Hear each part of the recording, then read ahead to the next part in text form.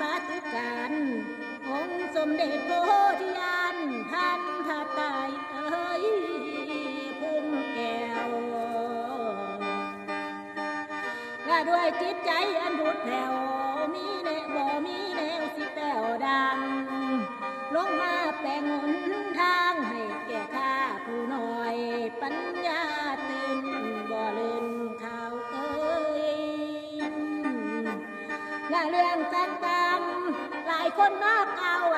ดัดแต่งแปลงประดิษฐ์และมาจากแนวเดียวความคิดโอ้ยเรื่องจริงเอ้ยก็มีบางและมีอารมณ์และของแต้มแซมของดีให้มีแน่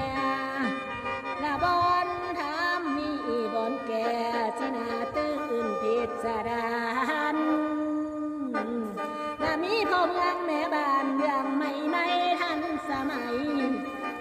ในกันเวลาพัฒนาบ่มีอย่างและเปลี่ยนไปตามใจคนฟังคือดังผมแฟชั่นของผมพวกผู้เบา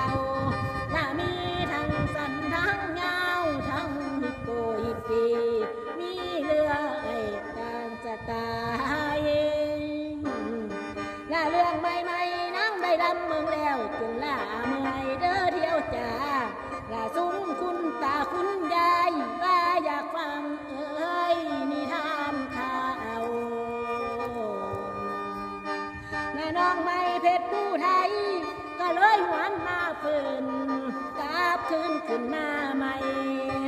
และเรื่องพาแดงนางอายเมืองหนองหานบ้านน้ำตองยังมีมองให้ท่านเห็นเอ้ยและห้วยบักสามชาเต้นและเมืองเชียงคงสาวไข่เมืองสุงยาง